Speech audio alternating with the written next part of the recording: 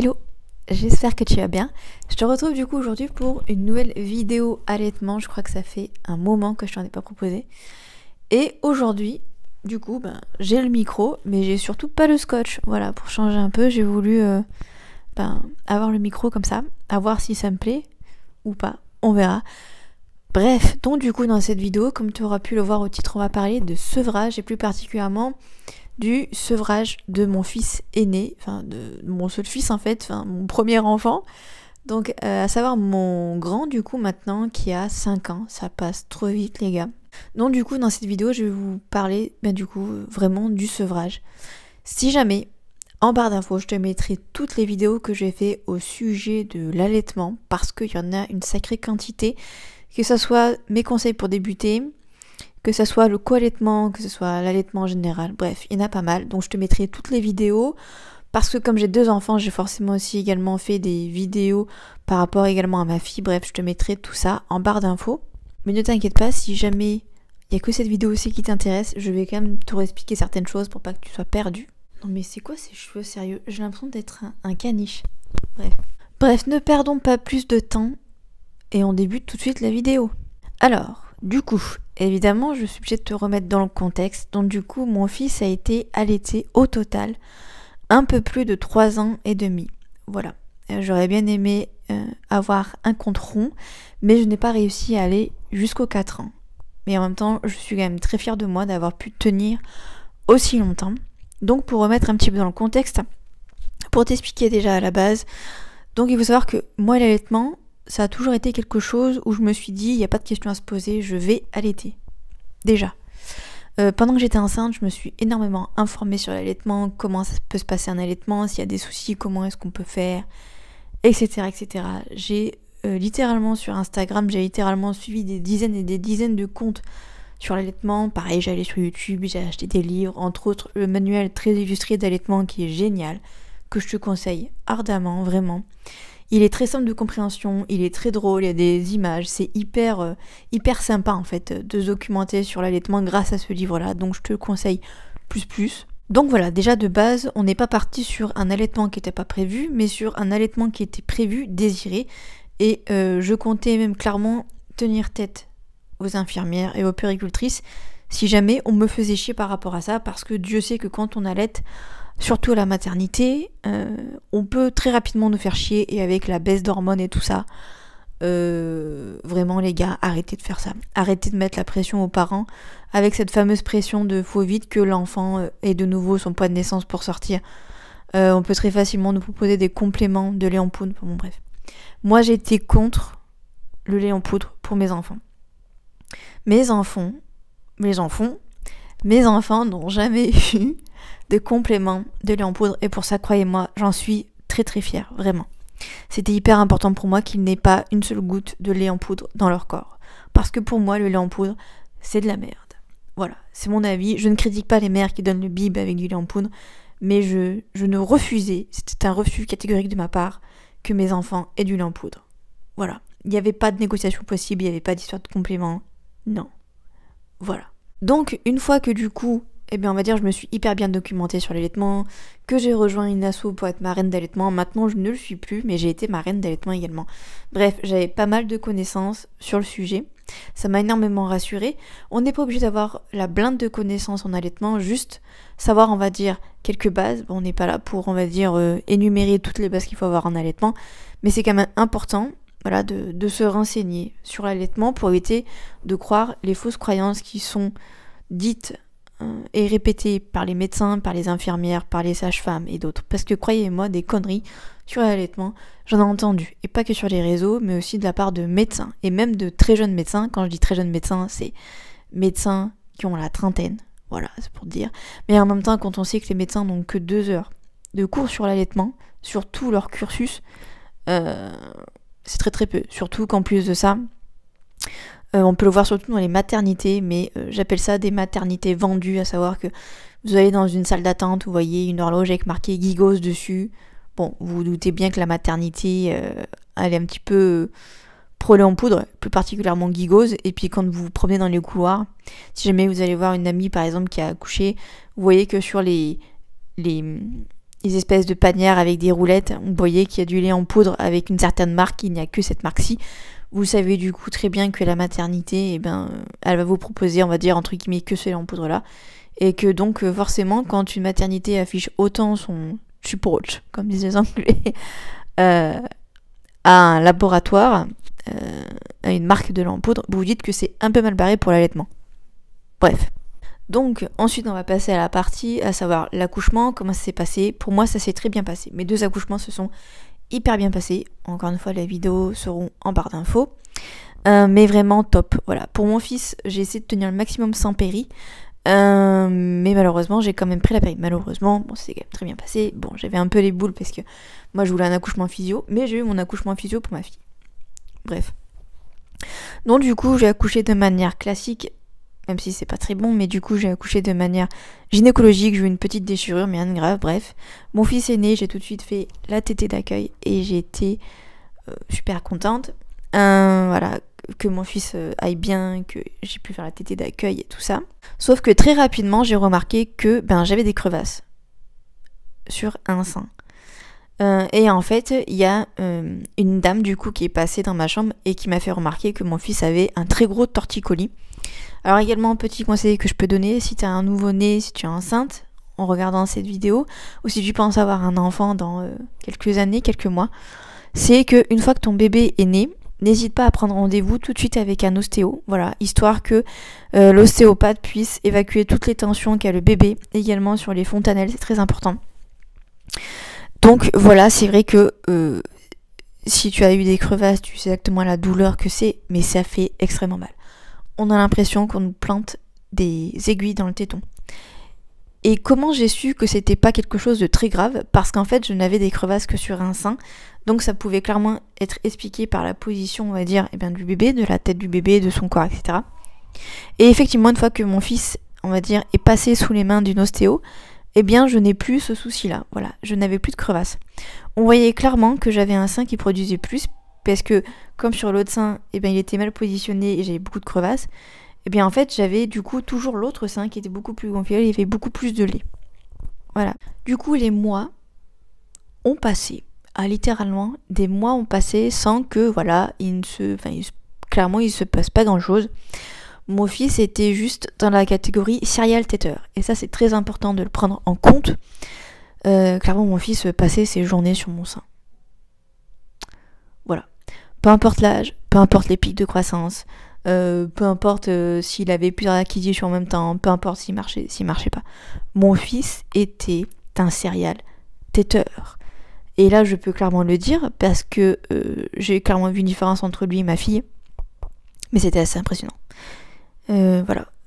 J'avais acheté des vêtements d'allaitement et heureusement parce que pour mon fils, du coup, le sein, c'était clairement la bouffe, c'était son doudou, c'était la chose qui le calmait quand il avait une colère, quand il était triste, quand il était angoissé, enfin bon bref.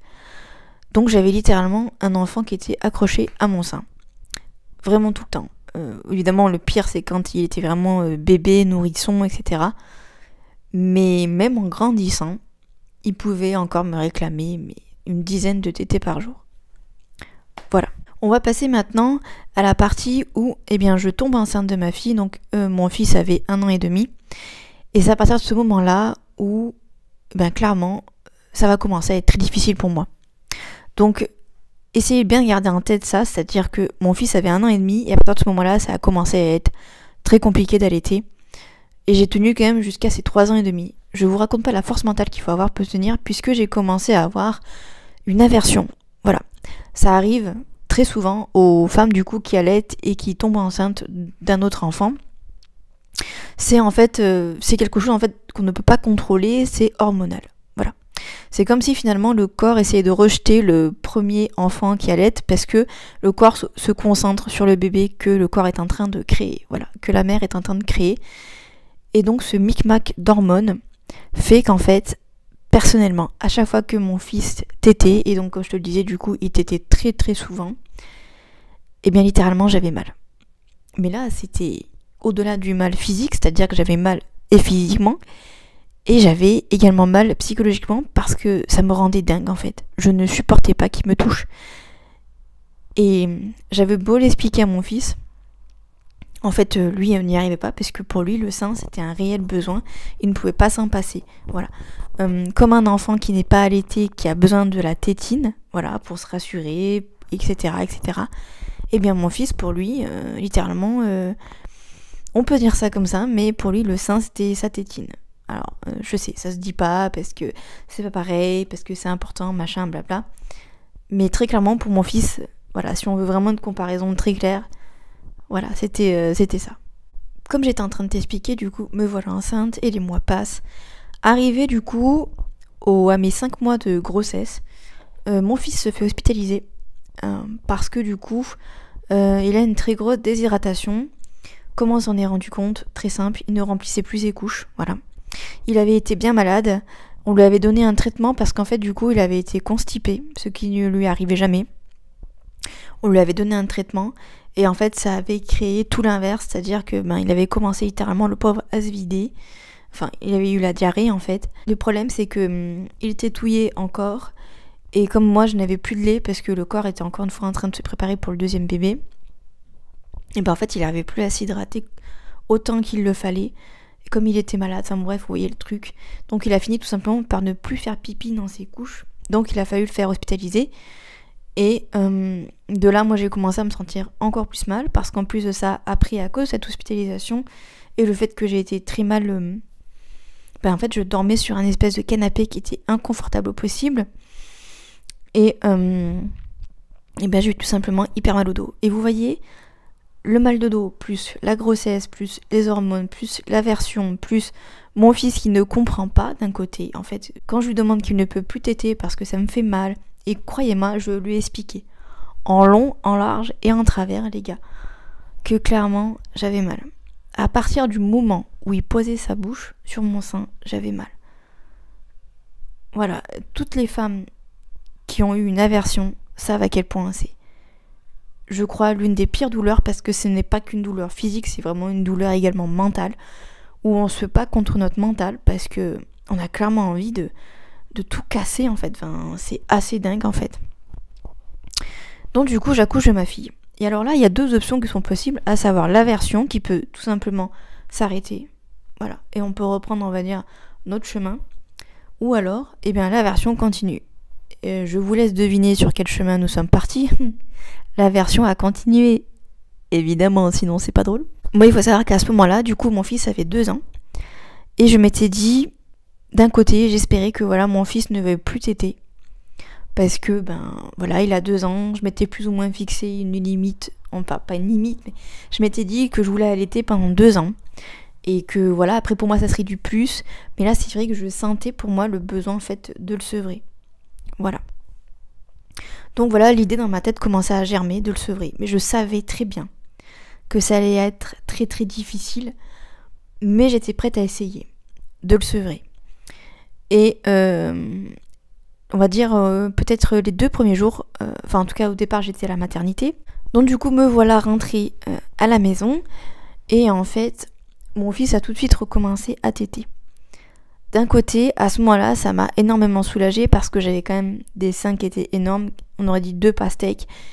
Et clairement, ma fille ne suffisait pas. Voilà, j'avais clairement une double production. Donc mon fils était trop content de pouvoir de nouveau avoir du lait. Et je crois que ça a duré 2 jours après où il a plus tété. Et je me suis dit, peut-être que c'était la dernière tétée. Avant finalement qu'il se sevre de lui-même. Bon, pas du tout. Voilà. Il a repris ses habitudes en voyant en plus sa sœur téter, sachant que sa sœur c'était un tout petit bébé, donc voilà, forcément elle tétait souvent. Mais à contrario, comparé à son frère, même au même âge, ma fille ne voyait pas du tout l'allaitement pareil, c'est-à-dire qu'elle tétouillait pas. Elle tétait uniquement pour manger. Des fois, ça l'arrivait de tétouiller, mais ça ne durait pas des heures, littéralement. C'était 5 minutes, puis après, ça s'arrêtait. Petit point très rapide par rapport à l'allaitement, par rapport à ma fille. Ça s'est relativement bien passé. Ça, encore une fois, je t'en ai fait une vidéo, donc voilà, n'hésite pas à aller checker en barre d'infos. Mais pareil, il n'y a pas eu de gros problèmes. On va dire ça comme ça. Il y a eu des petits couacs au départ, mais rien de catastrophique. Un peu comme pour mon fils, finalement. Les mois passent, et nous arrivons du coup au cataclysme qui a fait qu'il y a pas mal de choses qui ont changé, à savoir mon divorce. Alors, petite précision tout de même, ce qui s'est passé du coup, c'est qu'on habitait dans une maison, on a déménagé du coup pour se rapprocher du travail du coup de mon ex-mari, et du coup on déménage quand même à plus d'1h30 de là où finalement je vivais avant, donc autant vous dire que j'étais toute seule, hein, sans famille, vous voyez. Et on va dire environ un peu plus d'un mois après, eh bien je me retrouve à la porte de chez moi. Que voulez-vous, écoutez, au bout d'un moment, quand dans un ménage on n'est plus 2 mais 3, au bout d'un moment il faut prendre une décision. Encore une fois, ça je l'ai su bien après, mais vous voyez bien le cataclysme que ça a créé. Imaginez-vous bien que quand ma fille avait 3 semaines, je me suis rendu compte que le mec faisait des bails avec une autre meuf, et autant vous dire que je ne l'ai pas trop supporté, mais c'est même pas moi qui est à l'origine de la rupture, c'est mon ex-mari, voilà. Bref, il m'a fait littéralement déménager pour rien. Je vous laisse imaginer, moi j'étais encore en plein postpartum à ce moment-là, je pouvais pas trop porter de poids, et j'ai dû me farcir 7 valises de papier, de fringues, il m'a pas aidé pour un sou, pour tout mettre dans ma voiture. Bref, donc me revoilà avec toutes mes affaires, mon chien et mes 2 enfants, dont quand même un bébé de même pas 5 mois, de retour chez mes parents. Et c'est là où finalement c'est très compliqué, parce que imaginez-vous bien, c'est un choc émotionnel, que ce soit pour vous en tant qu'adulte, mais également pour les enfants. Imaginez-vous bien que moi à cette période-là, au moment où on a déménagé, je m'étais dit, parce que mes enfants dormaient et dorment encore toujours avec moi, mais je m'étais dit, à cette période-là, je m'étais dit, une fois qu'on sera bien installé dans le logement, je commencerai à passer mon fils dans son lit. Voilà. Ma fille était toute petite, donc moi c'était encore important pour moi de l'avoir avec moi dans le lit, mais mon fils, voilà, je commençais à être prête à le passer dans un lit. Voilà. Et je voulais également le sevrer. Vous voyez tout ce que je voulais faire. À l'arrivée, comme vous avez pu bien évidemment le penser, ça ne s'est absolument pas passé comme ça. Puisque, choc émotionnel, très gros choc émotionnel, et pour mon fils qui avait 2 ans et demi à ce moment-là. Donc autant vous dire que c'était impensable de le passer déjà dans un lit, d'autant plus que, en fait, il n'y avait pas de place, voilà, pour ajouter un lit, puisqu'en fait, je dormais dans une chambre chez mes parents, il n'y avait pas de place pour mettre un autre lit, donc de ce côté-là, c'était plié. Et surtout, je ne pouvais pas sevrer mon fils à cette période-là, parce que, comme vous en doutez, c'était clairement pas le bon moment. Mon fils avait besoin encore de téter. Et Dieu sait qu'il a tété à cette période-là, mais c'était normal.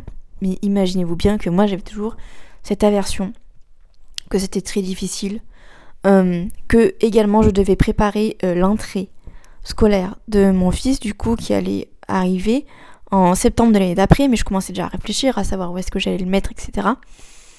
Enfin bon bref, vous voyez un petit peu tous les changements. Déjà on se retrouve d'une cellule familiale classique à une cellule familiale où on vit chez papy et mamie, au fait qu'on avait toute une maison pour nous avec nos repères, et finalement maintenant, comme je le dis très souvent, mais notre intimité se limitait à une chambre de 10 mètres carrés. Donc voilà, la cohabitation, les nouvelles règles, le fait qu'on vive avec papy et mamie, les nouveaux repères, le fait que moi j'étais très mal et que je pouvais pas m'occuper de mes enfants.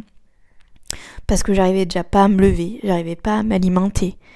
J'étais déprimée, j'avais l'impression que ma vie était foutue. Ma situation financière était très compliquée. Enfin bon, bref, vous voyez tout le topo. Et en plus de ça, par-dessus le marché, vous vous tapez une aversion. Et c'est pour vous dire, ça a été tellement choquant pour moi que la période où je suis arrivée chez mes parents, en fait, j'ai toute une espèce de blackout en fait. Il y a beaucoup de choses dont je ne me souviens plus. Voilà. Parce que clairement j'ai fait un blackout total. Donc imaginez-vous tout le bordel. Je pense que là vous avez une image très claire. Vous voyez un peu tout ce que ça a pu chambouler. Donc autant vous dire que le fait que mon fils ait été allaité pendant 3 ans et demi, c'était clairement pas prévu. Mais j'avais clairement pas le choix.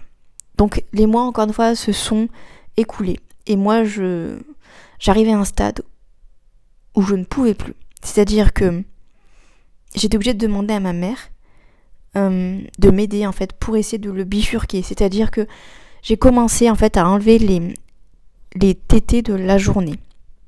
Et pour ça j'avais besoin de ma mère, voilà, pour qu'elle essaie de le bifurquer sur d'autres choses. Donc ça a quand même assez bien marché. Au fur et à mesure, j'ai réussi à le faire diminuer. Et en fait, la tétée qui a été le plus difficile à enlever, ça a été la tétée du soir. Voilà, juste avant qu'il s'endorme. Et c'est la tétée du coup que je supportais le moins sur toutes les tétées. Mais c'était la tétée pour laquelle il ne pouvait pas s'en passer. C'était en plus de ça difficile parce que... Enfin en tout cas j'imagine que pour lui c'était d'autant plus difficile parce que quand je faisais téter mes 2 enfants, surtout pour la dernière tétée, on va dire avant qu'ils s'endorment, ma fille ça allait très bien. Je le supportais parfaitement. Mais mon fils, j'avais envie de lui pousser la tête sans arrêt, de le pousser, enfin bon bref. Voilà, j'imagine pas ce que lui a pu ressentir parce que vous vous rendez compte en tant qu'enfant qu'en fait votre mère elle supporte pas que vous tétez, mais par contre votre soeur ça pose aucun problème. Pour un enfant de 3 ans, parce qu'à cette période-là il avait environ 3 ans, j'imagine pas ce que ça a pu, le message que ça a pu lui transmettre, mais en même temps, comme vous vous en doutez, c'était assez difficile. Arrivé du coup vers septembre, je dirais, pendant on va dire l'été, donc juin, juillet, août, j'ai littéralement essayé de passer la 3e. Là on était en première, là j'ai directement passé la 3e. Il allait rentrer à l'école, donc du coup j'ai commencé à mettre en place le doudou. Voilà, parce que mon fils n'avait pas de doudou officiel. Donc j'ai commencé en fait à accrocher à son doudou une tétine. Voilà. Au début, il ne voulait pas entendre parler de la tétine. Il acceptait plus ou moins le doudou. Mais la tétine, c'était hors de question. Il jetait la tétine, voilà. Il en voulait pas, il hurlait, enfin bref, c'était horrible.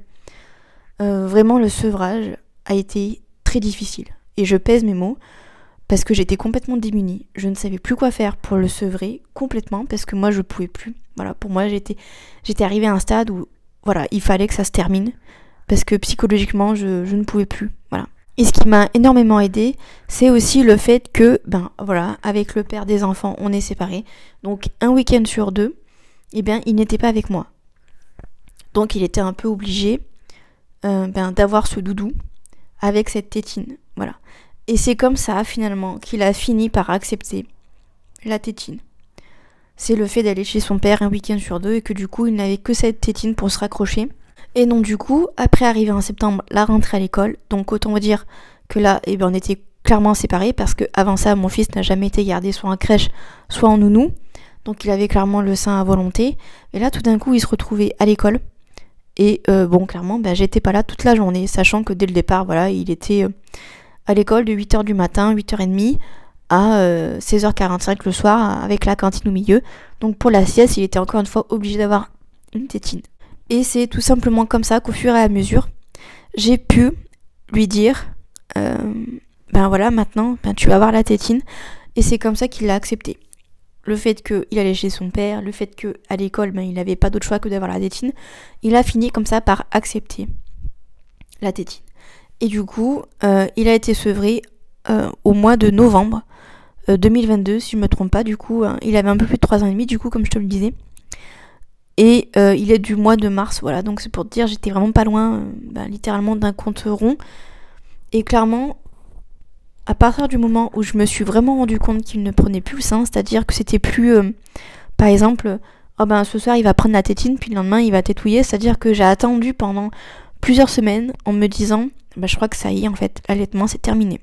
Est-ce que du coup, maintenant, même après, 1 an et demi, de sevrage, est-ce qu'il me demande encore de téter ? Eh bien oui, ça arrive encore, puisque sa sœur est toujours allaitée, elle est toujours allaitée, elle est à une tétée par jour, donc à savoir la tétée du soir, juste avant de s'endormir, et encore pas tous les soirs, voilà, il y a des soirs où voilà, maintenant je m'écoute beaucoup plus, et quand j'ai pas envie, je lui dis que voilà, pour moi c'est pas possible, donc elle prend sa tétine, parce que encore une fois, pour ma fille, l'allaitement a été différent. Mais encore une fois, je t'en parlerai un peu plus quand le sevrage sera terminé, ce sera fait pour ma fille. Mais voilà, encore une fois, mon fils et ma fille sont complètement différents par rapport à l'allaitement. Et là où je trouvais ça intéressant de t'en parler par rapport à mon fils, c'est que mon fils c'était un très gros téteur. et que j'en ai littéralement chié, voilà, entre tout ce qui m'est arrivé et surtout l'aversion qui m'a clairement déglinguée. Plus en plus le fait que je devais moi me reconstruire, etc. Autant vous dire que c'était hyper compliqué pour moi. Et même si j'étais soulagée que mon fils ne t'aide plus, ça m'a aussi fait un pincement au cœur parce que mine de rien, l'allaitement, ça fait encore une fois, toujours partie de ma vie, même encore à l'heure actuelle. Et d'ailleurs, je me suis fait un tatouage, je te mettrai une photo, par rapport à l'allaitement de mes 2 enfants que j'ai fait. Parce que voilà, l'allaitement, c'est hyper important pour moi. Si demain j'ai un 3e enfant, la question se posera même pas, comme vous pouvez vous en douter, mais je vais clairement allaiter cet enfant, c'est clair, net et précis. Encore une fois, c'est pas du tout prévu à l'heure actuelle. Mais voilà, l'allaitement, ça a pris une très grosse place dans ma vie. J'en retire autant des moments merveilleux que des moments très difficiles. C'est formidable en tant que femme d'avoir ce pouvoir-là, de pouvoir nourrir son enfant sans rien d'autre. Voilà, sans rien d'autre. Petite question, petit plus, allez, de cette vidéo, si jamais tu te demandes. Alors, les différentes choses que j'ai essayées. Alors non, je ne suis pas barbare, c'est-à-dire que non, je n'ai pas mis de moutarde sur mon sein pour que mon fils arrête de téter, je n'ai pas mis de tabasco ou ce genre de bêtises. Ne faites pas ça, s'il vous plaît. Voilà. C'est comme les gens que je vois qui découpent la tétine de leur enfant, voilà, pour qu'ils arrêtent de prendre la tétine et que l'enfant met la tétine dans la bouche et il comprend pas. Ne faites pas ça, c'est hyper violent. Ne faites pas ça, c'est hyper violent, s'il vous plaît. Voilà, donc non. Les techniques que j'ai essayées, du coup, ça a été de bifurquer, comme je vous ai dit. Ça a été la tétine. Ça a été le doudou également, parce qu'il n'avait pas de doudou. Ça a été également de tirer mon lait, de lui donner. Ça n'a absolument pas marché. Voilà. Pour lui, le plus important, je pense que c'était le sein. Voilà. C'était... Enfin, le lait aussi, hein, bien sûr. Mais... voilà, s'il n'était pas autant accro au sein, je pense que ça aurait été plus facile de le sevrer s'il avait accepté de prendre par exemple mon lait ouvert ou voilà. Je pense que j'ai essayé d'autres choses, mais très honnêtement, je ne m'en souviens plus. Mais on va dire que c'est les principales choses que j'ai essayées. Encore une fois, si tu veux entamer un sevrage avec ton enfant, faut faire les choses petit à petit. N'essaye pas de sevrer ton enfant, en même temps de lui enlever le doudou, en même temps de lui enlever la tétine, en même temps le passer dans un lit s'il dort avec toi. Il faut faire les choses au fur et à mesure. Qu'est-ce qui est le plus important pour toi à l'heure actuelle? Est-ce que c'est de le sevrer? Est-ce que c'est de lui enlever la tétine? Est-ce que c'est de le mettre dans son lit?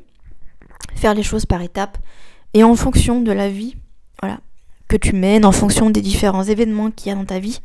Prendre ça également en compte parce que croyez-moi, gérer une rupture sentimentale, un divorce qui est plus est, les tensions entre les 2 parents, un sevrage, le fait d'avoir déménagé comme ça, enfin bon, bref, ça fait quand même beaucoup. Et voilà, si les choses se sont faites à ce moment-là, c'est parce que ça devait se faire comme ça, même si ça a été très difficile, comme je l'ai dit. Je pense que tu l'auras compris parce que c'est un mot que j'ai beaucoup répété. Mais si tu as eu la chance de ne pas avoir vécu d'aversion, eh bien franchement, je t'applaudis parce que l'aversion, c'est une des pires sensations à l'heure actuelle que j'ai eu à ressentir. Voilà pour cette vidéo sur l'allaitement, sur le sevrage plus particulièrement, sur mon fils par rapport à mon fils. J'espère que cette vidéo aura pu t'aider. Voilà, vraiment, je l'espère de tout cœur. Si tu as des questions et si tu veux une vidéo sur certaines choses, voilà, allaitement ou non, n'hésite pas à me dire tout ça en commentaire. Je répondrai aux commentaires avec grand plaisir et je ferai également une vidéo, voilà, sur les sujets que vous voulez avec grand plaisir. Voilà. Sur ces bonnes paroles, je vous dis déjà merci d'avoir regardé cette vidéo et je vous dis également peut-être à mardi 18h pour une nouvelle vidéo tranche de vie. Peut-être. Mais en tout cas, ce qui est sûr, c'est qu'on se retrouve jeudi sur la chaîne pour une nouvelle vidéo. Et jusqu'à là, je vous souhaite une excellente semaine. Bye bye, faites de beaux rêves.